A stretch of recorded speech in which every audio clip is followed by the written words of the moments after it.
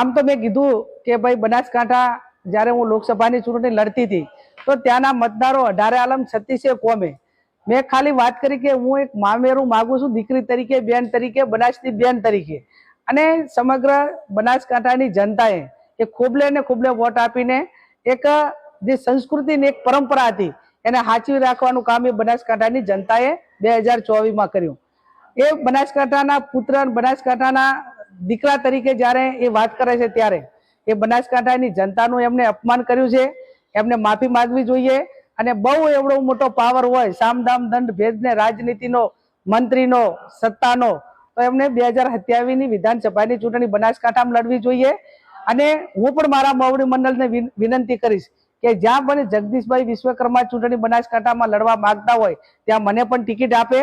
અને કદાચ મોવડી મંડળ મને ટિકિટ ના આપે તો બનાસકાંઠાનો કોંગ્રેસનો કોઈ પણ કાર્યકર એ જગદીશભાઈ વિશ્વકર્મા અમે ચૂંટણી લડવા તૈયાર છે, સક્ષમ છે। અને એ ટાઈમે બનાસકાંઠામાં જે એમણે જે ઉચ્ચાર્યા છે શબ્દો, જે અપમાન કર્યું છે, અને બનાસકાંઠાનું પાણી શું છે ને એ 2027માં ચૂંટણી લડે અને ત્યાં આવે, અને પછી બનાસકાંઠાની જનતા એ એમનામાં કેટલો દમ છે અને એમનામાં કેટલું પાણી છે, પાણી બતાવવાનું કામ એ બનાસકાંઠાની જનતા કરશે।